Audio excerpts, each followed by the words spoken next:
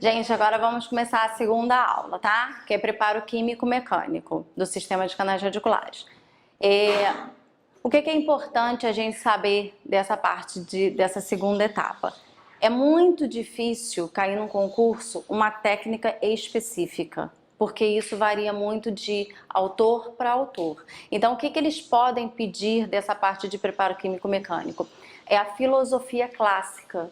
Então, é o preparo cervical, odontometria, o limite apical de instrumentação, patência, tudo isso pode cair. Existem algumas partes que vocês também vão precisar ter uma atenção de decorar, porque é muito entendimento, muito decoreba, mas o que foi importante eu vou parar e vou explicar, tá? E outra coisa importante, essa aula ela pode cair como preparo químico-mecânico do sistema de canais radiculares, preparo químico-cirúrgico do sistema de canais radiculares ou preparo biomecânico. Todos os nomes falam a mesma coisa. Então, o preparo químico-mecânico, ele visa o quê? Visa limpeza e modelagem do sistema de canais radiculares. Então, a limpeza do sistema de canais radiculares, ela é sempre conseguida através da ação do instrumento na parede do canal e do uso da solução irrigadora. Então, toda vez que eu penso em limpeza do sistema de canais radiculares, eu penso em ação mecânica e ação química. Eu não tenho uma coisa separada da outra, tá? E a modelagem do sistema de canais radiculares, ela é conseguida através só da ação do instrumento na parede do canal. Então, quando eu falo em modelar, eu transformo um canal anatômico num canal cirúrgico, tá? Um canal anatômico é um canal original, sem ser mexido, e um canal cirúrgico após a instrumentação, tá bom? Aqui vocês vão precisar decorar. É o que você estava me perguntando, o movimento de limagem como é mesmo. Então a gente vai ler e vocês tendo alguma dúvida eu explico, tá? Então quais são, toda vez que eu penso em limpar e modelar, eu preciso colocar um material mecânico dentro do meu canal, que vão ser as limas endodônticas, e eu vou trabalhar com a solução irrigadora conjuntamente.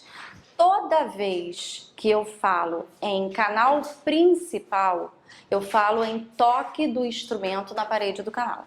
E todas as ramificações do sistema de canais radiculares, elas são trabalhadas apenas pelas soluções irrigadoras, tá? Já tiveram anatomia interna e cavidade de acesso? Tiveram? Já tiveram, né? Então toda vez que eu penso em canal lateral, canal secundário, canal acessório, ele sempre vai ser trabalhado com a solução irrigadora, tá? Então, o movimento de remoção. O que é o movimento de remoção, né? É o avanço de um instrumento até o terço apical, rotação de 1 a 2 voltas à direita, em torno do seu próprio eixo, no sentido da coroa dentária. Para que eu faço esse movimento? Eu faço principalmente para remoção da polpa, em canais amplos e unirradiculares, tá? E detritos livres, bolinha de algodão, cone de papel ou um cone de gutta-percha que está solto dentro do sistema de canais radiculares. Que instrumento que eu vou usar principalmente para fazer... Oi, amor, fala. Estiba-nervos. Estiba-nervos e lima tipo Redstone. Então, quando eu introduzo o instrumento, dou 1, 2 voltas e removo o instrumento de dentro do canal, tá? Movimento de exploração ou cateterismo. O movimento de exploração ou cateterismo é um movimento utilizado principalmente para o reconhecimento do canal. Então, assim que você fez o acesso, você vai fazer o isolamento, a irrigação do sistema de canais radiculares e a exploração ou cateterismo. Outro nome que vocês podem encontrar desse movimento é sondagem, tá? Que é o quê? Pequenos avanços no sentido apical, conjuntamente com diversos movimentos direita e esquerda, tá? É utilizado em canais amplos e visa o reconhecimento da anatomia interna. Ele é feito principalmente pelas limas tipo K. Gente, importantíssimo, não se faz sondagem ou cateterismo com lima tipo Redstone, tá? Podem perguntar isso. Tá? Principalmente com instrumentos de fino calibre. Por quê? Por que eu não posso usar uma lima 40 para fazer sondagem com cateterismo? Porque é muito grossa. Se eu estou reconhecendo o meu canal, eu preciso de um instrumento fino, tá? Movimento de alargamento. Ele serve para quê? Para alargar o sistema de canais radiculares. Então, toda vez que eu penso em trabalhar com movimentos de alargamento, eu tenho que usar um instrumento maior do que o diâmetro do meu canal. Ele tem que trabalhar justo dentro do canal para poder alargar, para poder cortar, tá? Pode ser usado com as limas tipo K, com as limas de níquel titânio. Toda vez que eu faço um movimento de alargamento, eu tenho ou o movimento de rotação parcial à direita, então só horário, tá? Só corte, ou o movimento alternado, tá? Horário e anti-horário. Onde eu corto? Qual movimento que eu corto? Horário sempre, tá, gente? O que eu faço no anti-horário? Libero as raspas de dentina no interior do canal, tá? Olha, por que eu faço horário anti-horário? Para não travar, para não entupir, para não acumular raspa de dentina e pro instrumento cortar. Por que pro instrumento cortar? Não, por quê? Porque toda vez que eu corto, eu encho o canal, você não chegou. Eu encho o canal helicoidal de raspa de dentina. Então chega um ponto que ele não corta mais. Aí eu tenho que tirar o instrumento e limpar, tá? Movimento de alargamento parcial à direita. Nesse caso aqui, que eu falei para vocês, você só vai usar o movimento de corte, você não vai liberar a raspa de dentina. Então, ele é aplicado uma força no sentido apical, acompanhada simultaneamente, sempre de uma rotação à direita, ou um quarto de volta, ou um terço de volta.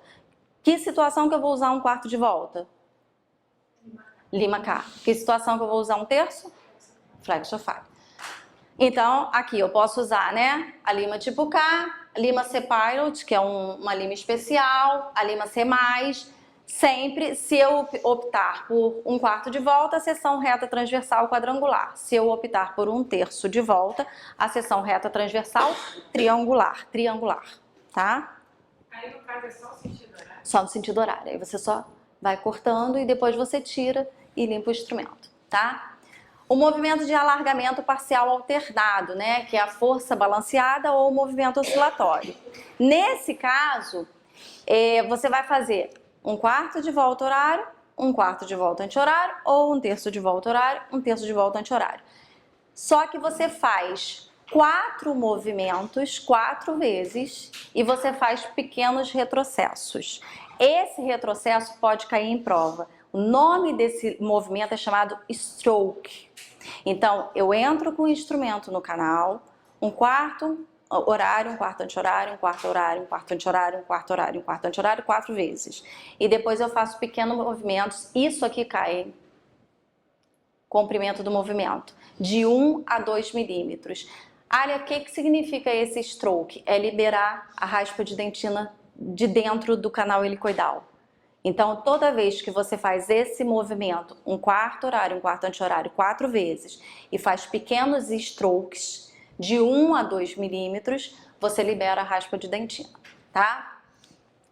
Ele é usado também nas limas tipo K, nas limas de níquel titânio, com seção reta triangular também pode ser usado, tá bom? Entenderam aqui, gente? Foi meio decoreba, mas não tem jeito. Tira. Depois você faz 4 vezes stroke, faz mais 4 vezes stroke, tira. Não, stroke e avança. O stroke é o retrocesso, tá?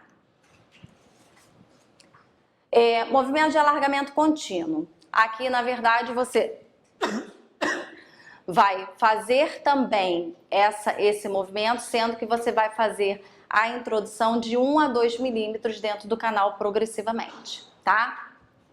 Ele é usado em instrumentos de aço inoxidável ou de níquel titânio, pode ser usado também em canais curvos se você optar por instrumentos de níquel titânio, bom? Gente, não tem como, tem que sentar e ler e decorar cada pedacinho desses movimentos, tá? Esse alargamento é como se fosse fosse o exploratório, só que... Não, esse é alargamento mesmo, para você fazer o canal cirúrgico. O único exploratório é a sondagem ou cateterismo, tá? É que a exploração, ela tem uma mutação, né? Sim, igual, Pra esquerda. igual. Só que o alargamento tem avanço. Quando tem avanço. Diferente, na sondagem, no cateterismo, você tem instrumentos de fino calibre e ele trabalha um pouco frouxo dentro do canal. No alargamento, você tem que trabalhar com um instrumento maior do que o diâmetro do seu canal. Não adianta você trabalhar com um canal amplo com uma lima 20. Ela não vai alargar, porque ela tem que trabalhar justa dentro do canal, tá? O movimento de limagem, que é o que mais cai em prova, tá, gente? Esses movimentos também de 4 vezes também é um quarto? Depende da lima que você está usando. Depende do instrumento que você vai optar por usar, tá? O que vocês têm que prestar atenção é que todos esses movimentos que eu falei para vocês, o único que a gente faz, que usa a lima Hedstrom, é no primeiro, no movimento de remoção.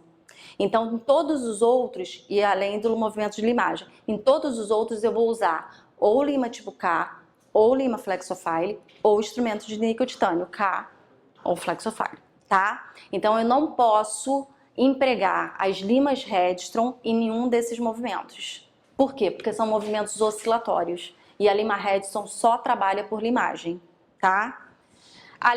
Movimento de limagem. O movimento de limagem, ele é o movimento que mais corta dentina.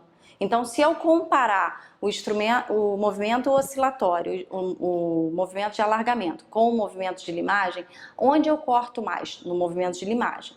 Mas qual é a diferença de um movimento para o outro? O movimento de limagem, ele é um movimento mais seguro em questão de fratura de instrumentos, mas ele é um movimento mais sujo. Então, toda vez que eu faço um movimento de limagem, eu tenho mais raspa de dentina sendo levada para o ápice.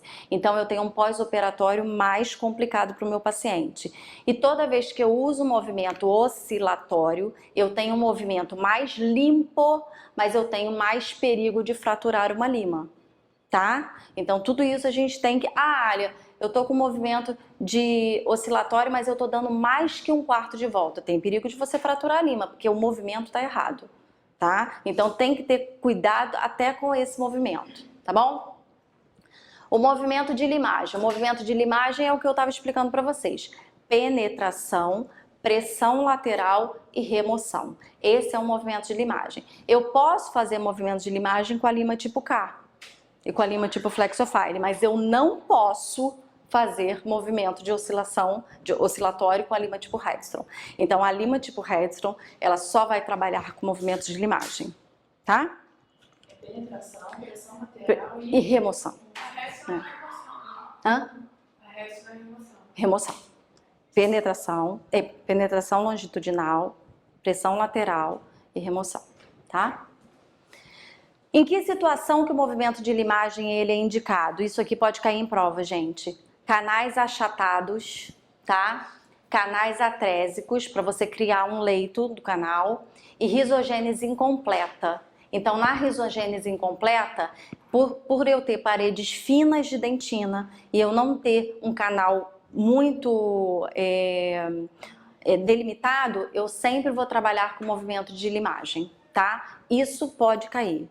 Então, qual a indicação do movimento de limagem? Canais achatados, canais atrésicos e risogênese incompleta, tá? Movimento de alargamento e limagem, você vai fazer tanto o movimento parcial à direita, quanto o movimento de limagem, tá? É indicado em canais atrésicos na fase inicial. Por exemplo, quando você quer remover uma gutta percha. Então, você vai penetrar, vai fazer movimentos de alargamento e vai fazer movimentos de limagem para remover o material obturador que está lá dentro, tá bom?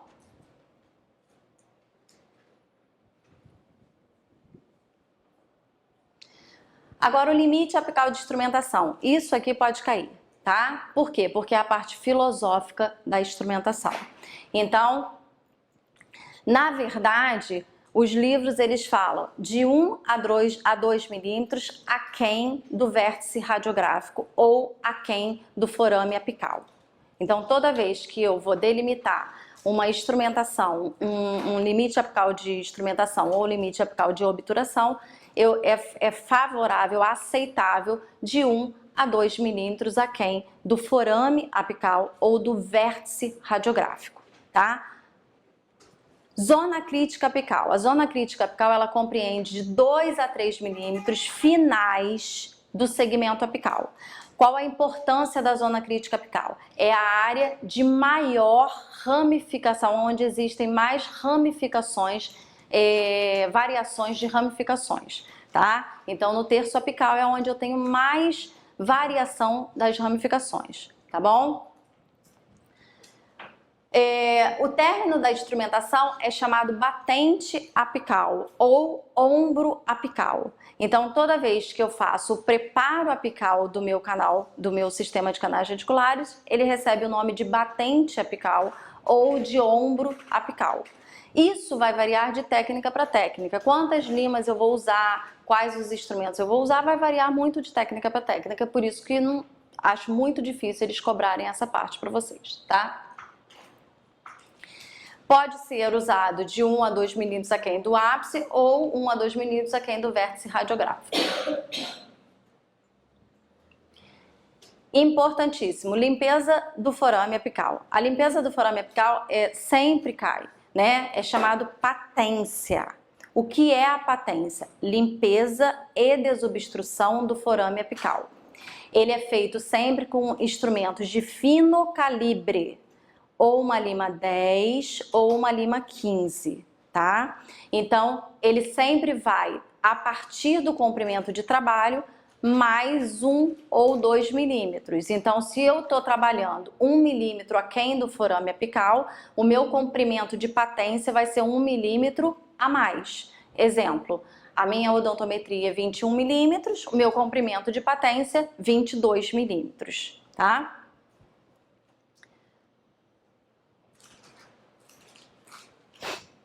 Ah, importante aqui, gente, a medida de trabalho, né, do endodontista é sempre no limite CDC. Vocês lembram o que é o limite CDC? Isso é importantíssimo.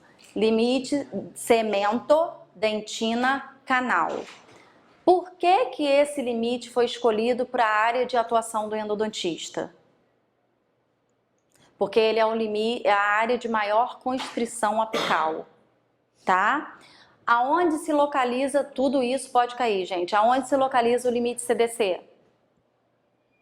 Na junção do canal dentinário com o canal sementário, tá? Como que ele é anatomicamente? O canal dentinário é um cone. Vou desenhar aqui rapidinho para vocês.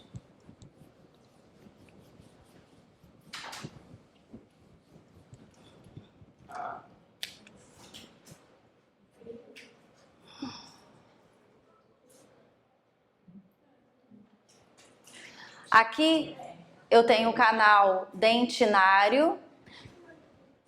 Na junção do canal sementário, eu tenho o limite CDC, tá? Por que que esse limite foi escolhido? Porque ele é a área de maior constrição apical. Por quê? Porque ele se localiza mais ou menos 1 milímetro aquém do forame apical. Seria Tá? de 1 a 2 milímetros aqui no vértice? Na verdade, hoje a endodontia trabalha com 1 milímetro aquém. Sim, só que a literatura te fala que você pode trabalhar até 2 milímetros. Então, assim, ver o que é mais coerente, exatamente, tá? Então, olha só, em canais, por exemplo, em canais, isso é a literatura que está falando, né? Em canais infectados, você pode trabalhar de 1 a 2 milímetros aquém do forame, né? Na verdade, para preservar o coto pulpar, hoje em dia isso não é mais usado, mas a literatura ainda fala. Hoje a gente faz a patência em casos de polpa necrosada e em casos de polpa viva. Então a gente faz toda a limpeza do sistema de canais radiculares, tá? Patência, vamos bater de novo, é a manutenção do canal, do forame apical limpo e desobstruído, tá? O comprimento patente do canal, o comprimento de patência, ele é o comprimento de trabalho mais 1 milímetro. Então, se eu estou trabalhando com 21 milímetros, o meu comprimento de patência vai ser 22 milímetros, tá?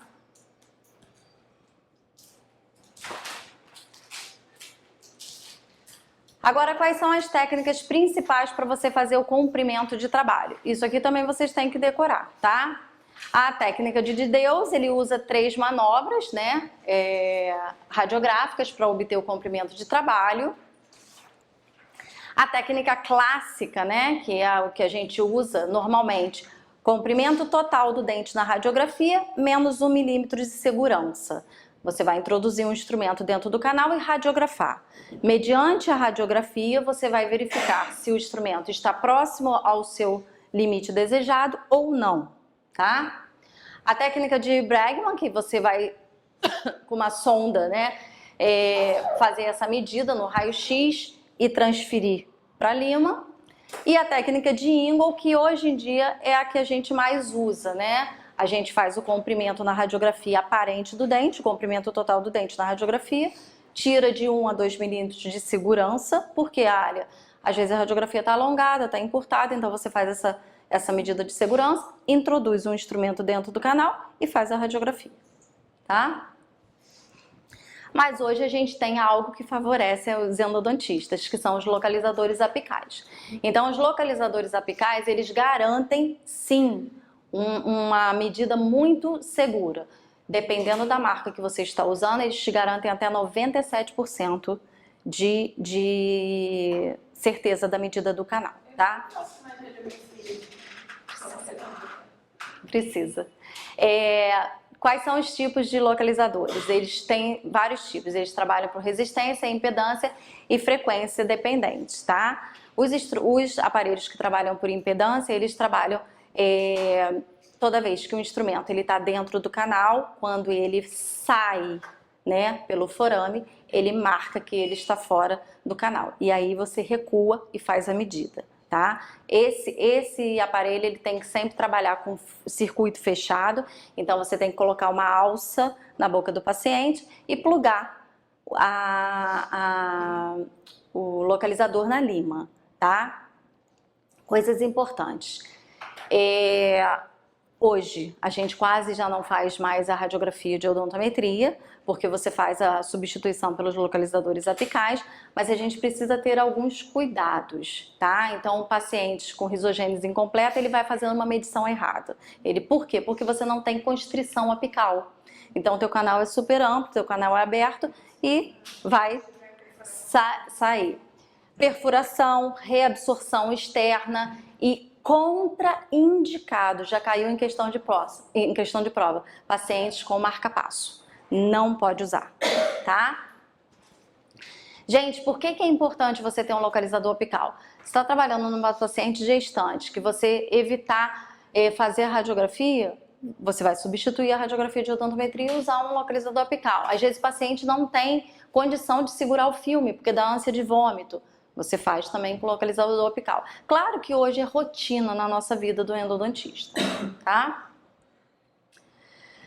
Terminologias importantes para decoreba. Vamos lá.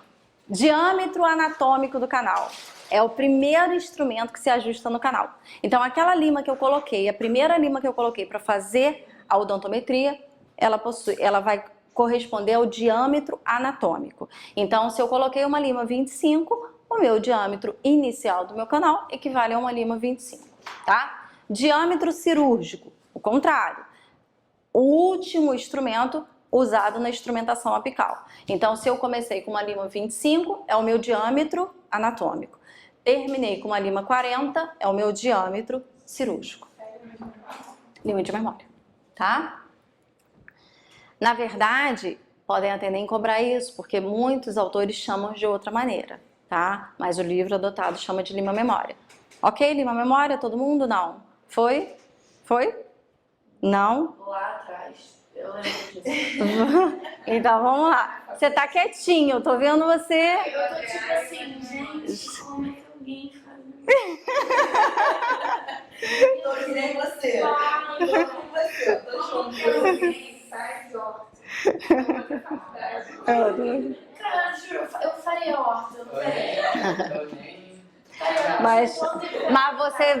acertar todas as questões de renda, te garanto. Eu já tô tipo assim. Não. Milímetro, né? Fica muita bactéria. É, 2, tá bom. Bota tudo tá Tá certo, né? uma soda um pouquinho mais forte ali, dá tudo certo. Mata tudo. Verdade, verdade. Cumprimento patente do canal. Eu cumprimento de patência, tá? Não, eu também não sou tão boa. Comprimento de trabalho de 1 a 2 milímetros aquém do ápice radiográfico ou do forame apical, tá? Sempre localizado no limite CDC. Gente, não esquecem isso, pelo amor de Deus, tá? Segmento apical do canal, ele corresponde aos 3 milímetros finais, que também possui o nome de zona crítica apical. Então, vocês podem encontrar também a zona crítica apical falando dos 4 milímetros finais do canal, tá? Pode ser de 3 a 4 milímetros finais do canal, tá bom? Batente apical, ou ombro apical, ou parada apical, de instrumentação, ou degrau apical, isso tudo é o nome da instrumentação apical. Então, quando eu faço a instrumentação do terço médio cervical, ele possui um nome, e a instrumentação apical possui ombro apical, batente apical, parada apical de instrumentação, tá? Leito do canal, hoje em dia está na maior moda isso, né? O Glade Path. O que é o Glade Path? É você dominar o leito do canal. Então, quando você tem um domínio do leito do canal, quando você consegue introduzir uma lima desde o terço cervical até o terço apical, você manteve o seu Glide Path, tá? Vamos agora fazer uma pré-instrumentação do sistema de canais radiculares. Aqui, qualquer eu uso lima tipo K, eu uso lima flexofile, eu uso lima de níquel titânio e independe. Aqui é a filosofia da técnica, tá? Então, o que você vai fazer primeiro, toda vez que você faz? Gente, outra coisa importante. O livro do Hélio, ele fala que a gente tem que fazer a trepanação da câmara pulpar e o isolamento imediato. Trepana com a lima esférica, com a broca esférica e isola. E termina de fazer a remoção já isolado, tá? Então isso é importante, porque às vezes cai sequência nas questões que a gente tem que saber. Remova o tecido cariado já isolado e depois trepando. Isso é importante da literatura que você está estudando, porque tem livros que falam que você pode fazer tudo isolado. Outros livros falam que você tem que fazer a trepanação sem o isolamento. Por quê? Por causa da direção e do posicionamento do dente na arcada. Quando você isola, você perde a referência do dente na arcada. Então, o perigo de você fazer uma perfuração é maior, tá? Mas tem que prestar atenção nisso, porque às vezes eles podem pegar exatamente nisso. Termina o acesso isolado, exatamente, tá? Vamos lá para a etapa inicial, né? Vou fingir que eu nem ouvi. Mas na prova vocês têm que colocar certinho. Não, então, na prova depende do livro que você tá, a bibliografia utilizada. O Hélio, né, que é a nossa bibliografia de referência, e o Cohen, né, o Caminhos da Polpa, você faz a trepanação do teto da câmara pulpar e isola imediatamente. Você termina o seu acesso já isolado. E isso pode cair uma sequência na prova. Aí você, às vezes eles pegam, você isola, tá? Isolado. Então, qual é o objetivo da... Todos os dentes a gente sente. Não, quase nunca, né? Qual é o objetivo da pré-instrumentação, né? Eliminação e regularização das interferências anatômicas, buscando a determinação do comprimento de trabalho, tá? Ai, gente, por favor, não. Não tem como, não dá. É o que eu falo sempre para os alunos. Na verdade, você só tem... A primeira radiografia é tão importante pra gente, para você saber o volume da câmara pulpar.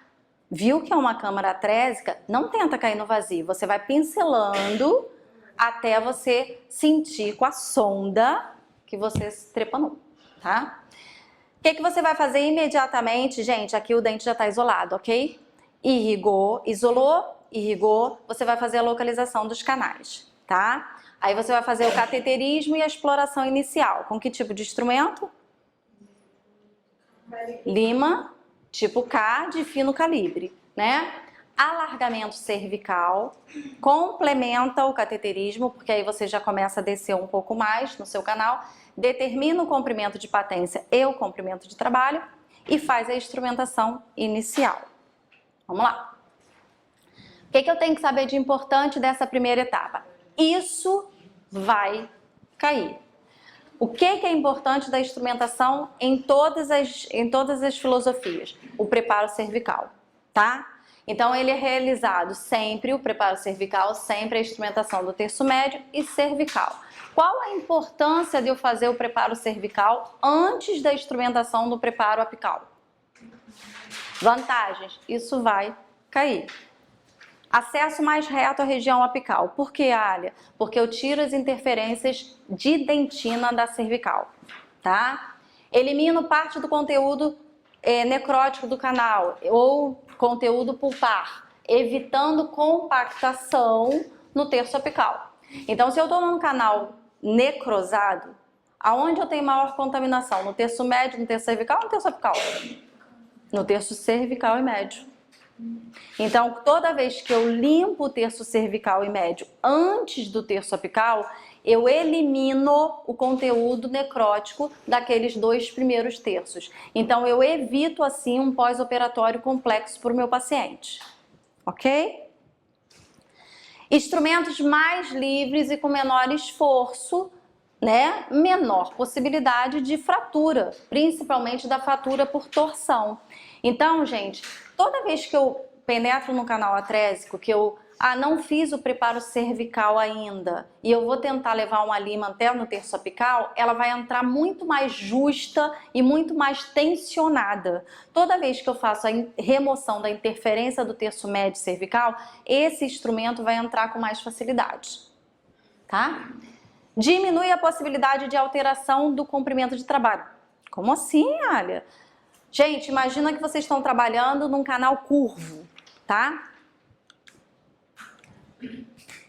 Então, eu e meus desenhos. Você tem aqui um canal curvo. Se você remove a interferência da cervical, qual é a maior distância entre 2 pontos? Uma curva ou uma reta? Uma reta. Então, exemplo, fiz a minha odontometria sem fazer o preparo apical. A minha odontometria deu 22 milímetros. Depois que eu começo a fazer a instrumentação do terço médio cervical, essa lima que estava sendo 22 milímetros, ela começa a entrar mais retificada dentro do canal. Então, a minha medida encurta. Não é que o canal ficou mais curto, a lima entra mais reta. Então, é muito importante você fazer a instrumentação do terço médio cervical antes da odontometria. Super importante, tá? Mas você vê que sempre dá uma variaçãozinha, tá? Menor incidência de dor pós-operatória, que eu já tinha falado, da necrose, em caso de necrose. E quando eu faço a instrumentação do terço médio cervical, antes, eu tenho maior fluxo e refluxo da solução irrigadora dentro do canal. Por quê? Porque a minha agulha vai penetrar mais, tá? Gente, isso aqui tem que decorar, isso vai cair. A importância do preparo cervical, tá? Quer dizer, vai cair, pode cair, né? Quais as desvantagens de você preparar o terço médio cervical? Primeiro, o risco de fratura vertical, porque às vezes a gente usa broca de Gates muitas vezes na cervical e você fragiliza a raiz. Então hoje, existem técnicas que você já nem usa mais as brocas de Gates Glidden por causa dessa possibilidade de fratura, tá? De fratura do dente, fratura da raiz. Só rotatória. Tá? Em canais atrésicos e curvos, né, você pode desviar o trajeto desse canal e perder a trajetória desse canal. Então a gente tem que ter muito cuidado, tá? Mas todas as técnicas hoje em dia elas trabalham com o preparo cervical antes da odontometria, tá bom? Aquela lima SX é maravilha. A instrumentação do segmento apical, né? Objetiva a regularização da constrição apical e a ampliação do diâmetro do canal, do diâmetro anatômico, transformação no diâmetro cirúrgico, tá?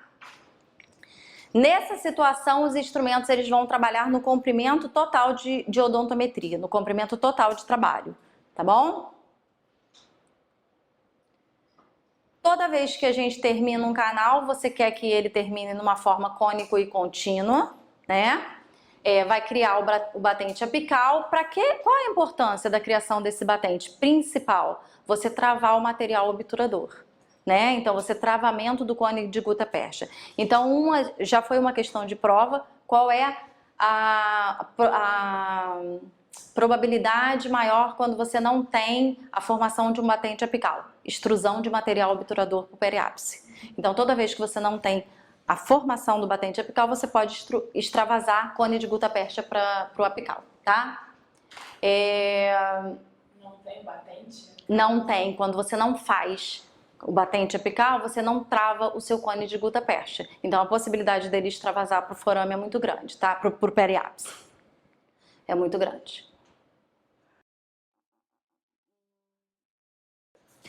Outra coisa que pode cair, gente, são os cinco critérios de Schilder que ele fala da instrumentação, tá?